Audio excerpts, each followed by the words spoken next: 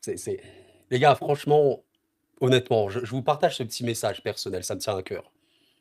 Qu'importe qui vous supportez dans le football, honnêtement, qu'importe, même si vous êtes madrilène, franchement. Évidemment, vous êtes madrilène, vous allez pas souhaiter que le Barça réussisse. OK. Mais juste ce que je partage à tout le monde, aimer le joueur qu'est Lamine Yamal, quoi. Le football qu'il produit et qui nous procure, c'est le football. Voilà, c'est juste le football et franchement, il va nous régaler pendant très longtemps. Et je suis très heureux de pouvoir parler de plein, plein de choses, à travers le foot, évidemment, plein de joueurs et évidemment extrêmement heureux de parler de Lamine Yamal. En tout cas, comment allez-vous? Je pense qu'il y aura surtout des supporters du Barça qui regarderont cette vidéo. Je vous souhaite la bienvenue. Madrilène, Barcelonais, tout le monde, hein, vraiment. Ça fait longtemps qu'on n'a pas évoqué le Barça. Bah ouais, forcément, il y avait eu une pause, évidemment, l'intersaison. La dernière fois qu'on a parlé du Barça, je pense, c'était lors de la fin du championnat, très tranquillement.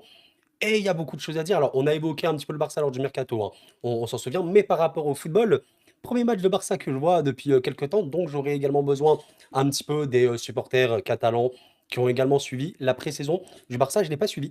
Pour le coup, je n'ai pas regardé de manière globale des matchs de pré-saison, mais je vous invite à me dire un petit peu qu'est-ce qui a bien été fait, qu'est-ce qui a été un peu moins bien fait sur les matchs de la pré-saison. Ça reste de la pré-saison.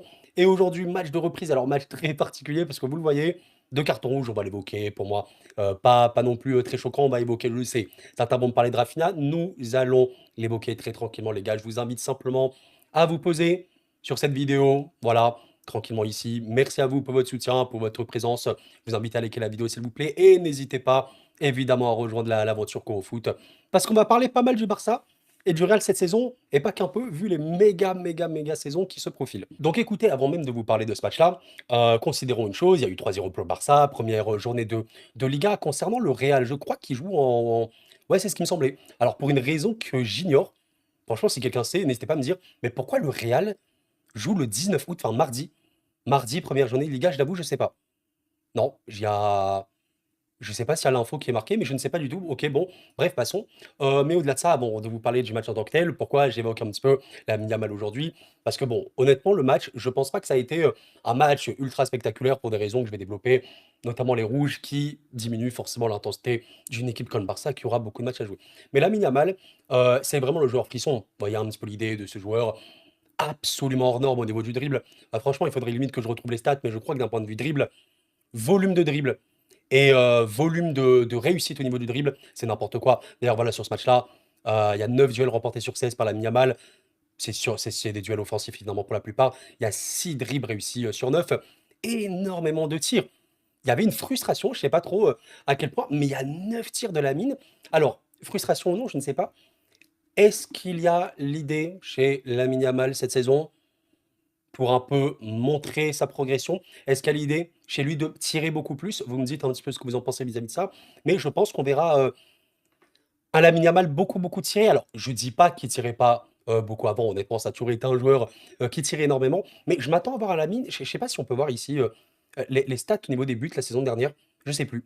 Il a pas mal marqué, mais je pense que là, il va commencer à énormément tirer, énormément cadrer et énormément marquer. Non, je pense pas qu'on ait les tirs. Ouais. Non, bon là c'est la saison actuelle donc ça sert à rien. Mais ça sera intéressant de voir. Ce sera vraiment très très intéressant de voir. Ok les gars, bon, je suis parti directement sur Transfermarkt pour regarder rapidement. Donc Lamine Yamal évidemment, le joueur le plus coté du football mondial. LOL, on s'étonne pourquoi. Alors regardez un petit peu. Voilà. Je pense que ça va être intéressant de noter que Lamine, en Liga, il a 9 buts sur la saison dernière. Alors, je vais pas forcément me prononcer sur combien il va marquer, mais disons, je pense que Lamine, dans sa tête, il a quand même une volonté réelle et affichée dans ce début de saison. Il s'est conditionné, il va se conditionner pour marquer énormément. Énormément, ça veut tout rien dire, mais disons que, allez, Lamine Yamal, il met 20 buts, hein, 20 buts en Liga d'ici la fin de saison. Je pense qu'on est à peu près OK pour dire que c'est énorme. On est bien d'accord, surtout pour un joueur bah, qui, de base, c'est pas forcément les buts purs qu'on cherche chez lui, mais c'est tout cet aspect de déséquilibre, de danger et de passe, ou encore une fois, une passe D absolument magnifique sur Rafinha. Donc voilà, il a marqué 9 buts. 15 passes D, évidemment, il aurait pu en avoir beaucoup plus hein, de passes D. Mais je m'attends, pourquoi pas, avoir un Lamine qui va viser l'objectif de 20 buts minimum en Liga. Alors après, est-ce qu'il va exploser les records de Lionel Andrés Messi, hein, je rappelle Messi, qui sur une saison limite marquait 50 buts en Liga, enfin c'était des trucs n'importe quoi. Je ne sais pas, ça paraît un peu fou, mais je m'attends vraiment à voir la mine très très active au niveau de ses tirs et des buts. D'ailleurs, 9 tirs, bah, sur ce match-là, regardez, je pense que c'est limite. Ouais, le Barcelonais qui a tiré le plus de fois, il faudrait voir. Tac, nombre de tirs. Ouais, voilà, 9. Les gars, c'est assez énorme. Rafinha, il en a tiré 3. 3 tirs. Dani Olmo, 5. Un peu frustrant, mais Olmo, on peut connaître sa qualité. Et 9 tirs pour la mine, c'est vraiment énorme, hein. Ça me rappelle un peu, vous savez, les matchs de Mbappé qui tire énormément. Jusqu'à marquer, évidemment, il marque beaucoup. Donc voilà, à noter, hein, franchement, voilà, encore une fois, une passe. Il fait tout. De toute façon, tu sais qu'offensivement parlant, Lamine Yamal avec ballon, bon, c'est un truc de fou. Alors, et qu'est-ce que j'ai à vous montrer comme petite image? Ouais, bah, notamment le premier but, hein. Premier but de ce match-là. Je vais parler des cartons rouges, les gars. Je vous invite à toujours regarder ces vidéos-là jusqu'au bout parce que parfois, on me pose des questions en commentaire, on me fait des remarques en commentaire. Ouais, Coro, t'as pas parlé de ça, mais j'ai parlé de ça. J'en ai parlé, juste il faut regarder la vidéo entièrement. Après, il se peut que j'oublie certaines choses. C'est normal, je suis humain et ça arrive d'oublier. Donc le premier but du Barça, en fait, le match était relativement normal. Franchement, les gars, le Barça, regardez, a marqué à la 7e minute, à la 23e. Moi, je suis là, j'arrive, on est avant la demi-heure de jeu. Je vois le Barça qui mène 2-0 à l'extérieur à Majorque. Je suis en mode, bon, voilà, ça va dérouler. On a l'habitude, on connaît le Barça et tout. Ok, la première action, alors Pedri, hein, toujours un joueur qui est fabuleux, hein. Franchement, Pedri, il faudra l'attendre parce qu'on parle très souvent des joueurs offensifs. Vous connaissez le football, mais Pedri, c'est sans Pedri, il y a pas le Barça qu'on connaît, c'est normal. Je peux te dire ça pour toute l'équipe, et Pedri rendant-lui crédit. Donc là, il y a puis une petite transmission. Et regardez, moi, ce que j'aime bien, je voulais juste prendre ce petit screen pour montrer que toujours cette optique d'aller de l'avant. On connaît aussi le jeu fliquin, des joueurs très, très, très amenés à jouer en avant. Regardez, vous avez Pedri qui fait un petit décalage, et juste après, bah, vous retrouvez ici, en faisant l'appel intérieur pour voilà, potentiellement avoir une remise. C'est Pedri, énormément de polyvalence. Au final, l'action, elle se débloquera par la Yamal. Je pense que vous l'avez vu. Regardez un petit peu la position de Rafinha. Alors ça, c'est vraiment un truc qu'il faut comprendre parce que j'ai encore des gens qui m'ont déjà repris un petit peu là-dessus. Quand je disais, Rafinha n'est pas ailier au Barça. Certains m'ont répondu, mais Coro, non, tu te trompes, il est ailier. Regarde sur la fiche papier, il est lié. Donc en fait, beaucoup de gens se basent sur ça. Pourquoi? Parce qu'ils regardent ça et ils voient, voilà, Rafinha, sur la fiche papier, il est marqué ailier, donc c'est un ailier. Mais non, Rafinha n'est pas ailier. Le profil de Rafinha, il est particulier, il est complexe, mais ce qui fait qu'il est extrêmement fort, c'est un joueur polyvalent entre l'attaquant de soutien, attaquant de profondeur, meneur de jeu, un petit peu dans un demi-espace, mais c'est pas un ailier. Pas du tout. C'est vraiment pas un profil comme la Yamal. Et c'est pour ça que dans ce genre de position, bah, on retrouve Rafinha ici. Regardez, est-ce que ça c'est la position d'un ailier? Pas du tout. Pas du tout, mais c'est volontaire. Donc voilà, l'appel de dans ces actions-là, on se demande c'est quoi le plus beau? Est-ce que c'est la finition ou est-ce que c'est la passe? Bon, l'appel de Rafinha, il est très clair, hein, ça c'est une connexion qu'on va retrouver si Rafinha marque énormément la saison dernière et qui fait une saison littéralement magistrale, comme j'ai souvent évoqué sur la chaîne, les gars. Pour moi, si Ballon d'Or il aurait dû avoir côté Barça, ça aurait été pour moi Rafinha. Parce que Rafinha a fait une saison hors norme au niveau des stats, au niveau des moments décisifs, même contre l'Inter où il peut rattraper son équipe, il a ressort hors de l'eau. XXL saison de Rafinha est très collectif. Énormément d'efforts, sans ballon, beaucoup de défense. Donc Rafinha, c'était pour moi le joueur un peu ultime.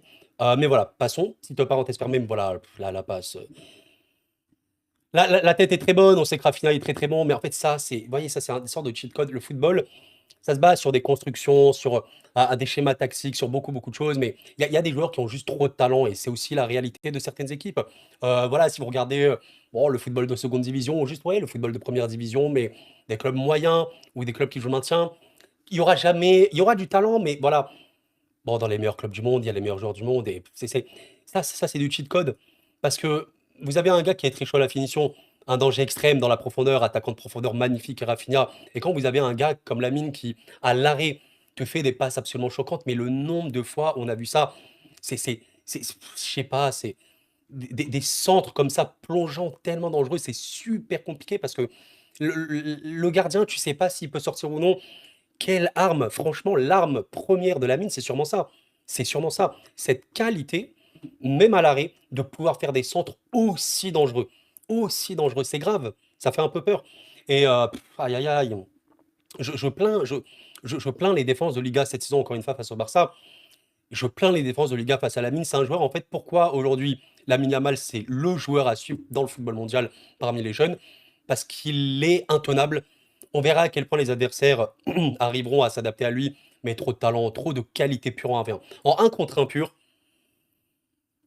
en 1 contre 1 pur, les gars, enfin, c'est très dur. Et quand vous avez de la qualité comme Rafinha, pour terminer, voilà, c'est dur pour Mallorca, mais ils ont souffert dès le début. Alors, le second but, grand. Grand moment, grand débat. Second but, je sais pas s'il va faire polémique ou non. Franchement, les gars, je ne sais pas. Je ne suis pas assez calé pour le savoir, mais je pense qu'il peut faire parler. Alors, petite anecdote. Peut-être que ça se voit dans cette vidéo, mais je suis malade. Donc, je regardais le match allongé, etc., avec la tête un peu, voilà, comme ça. Mais voilà, je me prenais quand même quelques petites notes.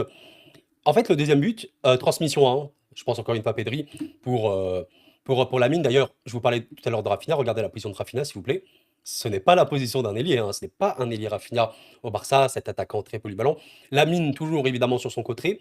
Encore une fois, des projections naturelles, hein, comme on voit de Ferran, de Rafinha, etc. Mais là, en fait, ce